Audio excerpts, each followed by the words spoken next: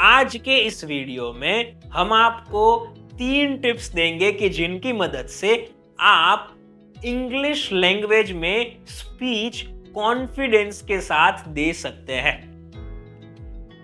हम इस वीडियो के एंड में हमारे 22 इयर्स के एक्सपीरियंस के ऊपर से कुछ बोनस टिप्स भी देंगे, तो वीडियो एंड तक जरूर देखिएगा। हमारी सबसे पहली टिप आप लोगों के लिए, आप अपनी स्क्रिप्ट को वर्ड बाय वर्ड याद रख लीजिए।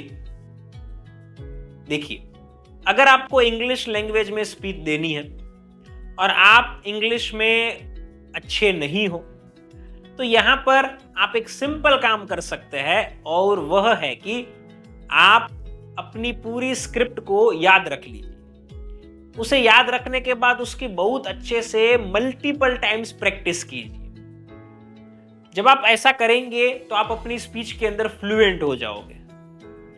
यह करने के बाद स्पीच डिलीवर करने के लिए जाइए, ताकि आपने प्लानिंग की हुई होगी, उसमें तो कोई गलती होगी नहीं, मतलब स्क्रिप्ट लिखी हुई होगी, उसमें तो कोई मिस्टेक्स होंगी नहीं, इसलिए आप बिना किसी गलती अपनी स्पीच को डिलीवर कर पाओगे।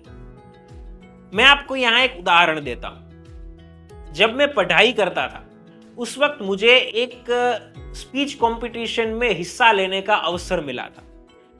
उस वक्त मुझे स्पीच देनी थी इंग्लिश में, तो मैंने मेरी पूरी स्क्रिप्ट को मेमोराइज कर लिया और मैं स्पीच देने के लिए गया।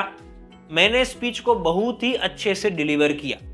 क्या आपको पता है, मेरा बैकग्राउंड इंग्लिश नहीं है, मतलब कि मैंने अपनी स्कूलिंग इंग्लिश मीडियम में नहीं की हुई है, फिर भी मैं इंग्लिश में बेहतरीन स्पीच को डिलीवर कर पाया था, क्योंकि मैंने मेरी स्क्रिप्ट को अच्छे से याद रख ली थी।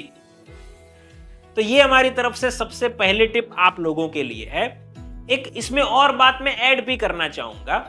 जब आप इंग्लिश में स्पीच दे रहे हैं, उस वक्त अगर आपका अंग्रेजी अच्छा नहीं है लेकिन आप स्पीड में बोल रहे हैं, तो भी एक आपकी अच्छी इंप्रेशन क्रिएट होती है। तो मैं ये सजेस्ट करता हूं कि प्रैक्टिस ज्यादा से ज्यादा बार कीजिए और फ्लुएंटली स्पीच देने की कोशिश कीजिए, ताकि लोगों को पता ही ना चले कि आप अंग्रेजी में कैसे हो।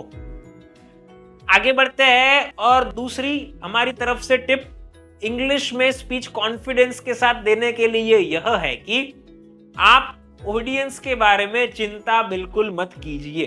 क्यों, बताता हूं। देखो, हमारा भारत देश हिंदी स्पीकिंग कंट्री है। बहुत कम लोग इंग्लिश में बातें करते हैं। अब हिंदी स्पीकिंग कंट्री है, इसलिए लोग हिंदी ज्यादा सुनते हैं, हिंदी ज्यादा बोलते हैं, इंग्लिश कम समझते हैं, इंग्लिश कम बोलते हैं।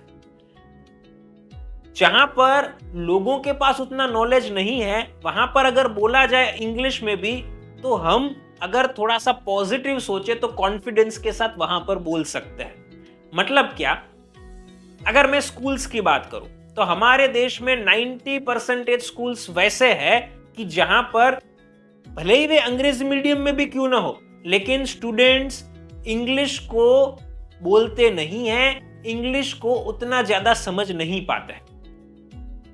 सिर्फ 10% वैसे स्कूल्स है कि जहां पर इंग्लिश बोला भी बहुत अच्छा जाता है और इंग्लिश समझा भी बहुत अच्छा जाता है। तो मेरा कहना ऐसा है कि अगर आप ये 90% स्कूल्स में बोल रहे हो या कोई अन्य संस्था में बोल रहे हो, तो आप ये ध्यान में रखिए कि आप इंग्लिश में बोल दोगे, लेकिन ऐसा नहीं है कि सामने वाले लोग तुरंत आपके बोलने में से गलतियां निकाल लेंगे, या बाद में भी इवन गलतियां निकाल लेंगे।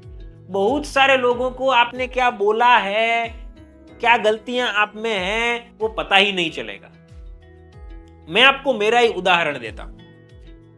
मैंने मेरे पढ़ाई के दौर में एक और भाषण प्रतियोगिता में हिस्सा लिया हुआ था। उसमें भी मुझे इंग्लिश लैंग्वेज में ही बोलना था। मेरे सामने बहुत सारे प्रोफेशनल्स बैठे थे, मतलब कि जिनके पास बहुत ही अच्छी क्वालिफिकेशन थी, डिग्री थी, वैसे लोग बैठे थे। मैंने इंग्लिश लैंग्वेज में स्पीच को डिलीवर की, लेकिन किसी को 25% से भी ज्यादा मेरी स्पीच में मैंने क्या बोला है उसका मतलब समझ में नहीं आया। मैं जब बोल रहा था, उस वक्त मैं बहुत ही अच्छी बॉडी लैंग्वेज के साथ बोल रहा था, अच्छे वॉइस मॉड्यूलेशन के साथ बोल रहा था, बहुत अच्छा कॉन्फिडेंस था, ये सब था। ना सिर्फ इतना, उस कंपटीशन में मुझे प्राइज भी मिला। तो मैं आपको ये कहना चाहता हूं कि बहुत ही कम लोग वैसे हैं कि जो आपके बोलने में से गलतियां निकाल पाएंगे। और वो कम लोग मतलब कौन से कम लोग, जो मैंने 10% लोगों की बात की, उन लोगों की मैं बात आपसे कर रहा हूं। तो अगर आप ऑडियंस के बारे में सोच रहे हैं कि वो क्या सोचेगी, तो ये मत सोचिए, क्योंकि ऑडियंस आपके अंग्रेजी बोलने को सुनते समय ज्यादा गलतियां नहीं निकाल पाएगी या कभी कभार कोई गलतियां नहीं निकाल पाएगी। तो फ्रीली बोलिए और कॉन्फिडेंस के साथ अपनी बातों को रखिए। तीसरी टिप मैं आपको देना चाहता हूं कि जिससे आप आत्मविश्वास के साथ अंग्रेजी भाषा में भाषण दे सकते हैं, वह है कि आप सोचकर अंग्रेजी बोलिए। देखो, अगर आपने स्क्रिप्ट को वर्ड बाय वर्ड याद नहीं किया हुआ है या फिर आपको लंबी स्पीच देनी है कि जिसको याद रखना आपके लिए पॉसिबल नहीं है, तो आप क्या कर सकते हैं, अगर आपके पास बेसिक इंग्लिश का नॉलेज है, मतलब कि आपको टेंसेस आते हैं, भूतकाल, वर्तमान काल, भविष्य काल, और आपके पास बेसिक वोकेब्युलरी है, मतलब बेसिक लेवल का शब्दकोश आपके पास है, तो आप सोचकर जो आपके दिमाग में आता है वो सही तरीके से अंग्रेजी में डिलीवर करके बता सकते हैं। मेरा कहना ऐसा है कि अगर किसी भी चीज को करना है लेकिन हम उसको नहीं कर पाते हैं, तो अगर हम इसमें स्पीड को स्लो कर देंगे तो हम उस काम को कर पाएंगे।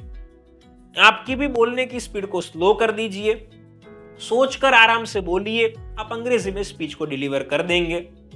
जहां पर यह पॉसिबल है कि आप अंग्रेजी में और हिंदी में या फिर आप अपनी कोई मातृभाषा में, दोनों में साथ में बोल सकते हैं, तो आप वह भी करने का प्रयास कीजिए। इससे भी आप कॉन्फिडेंस के साथ अपनी बातों को रख पाएंगे। तो इस वीडियो में मैंने आपको 3 टिप्स दी कि जिन्हें फॉलो करके आप कॉन्फिडेंस के साथ इंग्लिश लैंग्वेज में स्पीच डिलीवर कर सकते हैं।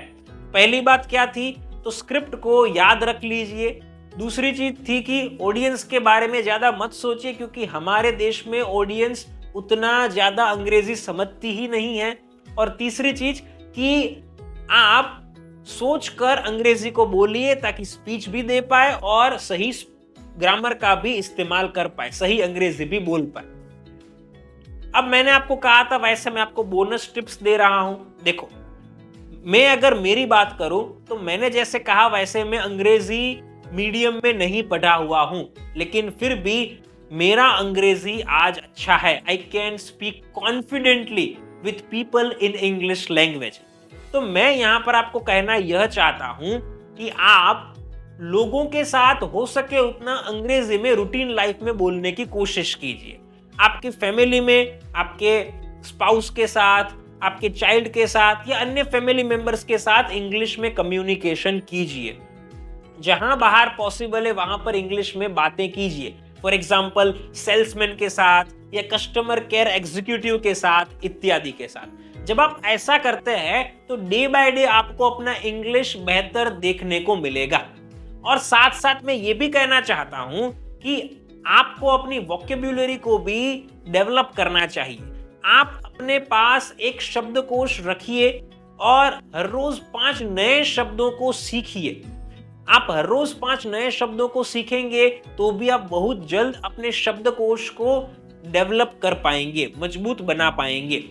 और जब आप कोई नए अंग्रेजी शब्द को देखते हो तो तुरंत उसका मीनिंग सर्च करो। प्रोनाउंसिएशन नहीं पता है तो वो सुनो, ताकि आप उसी वक्त अपने अंग्रेजी को और इंप्रूव कर पाओ।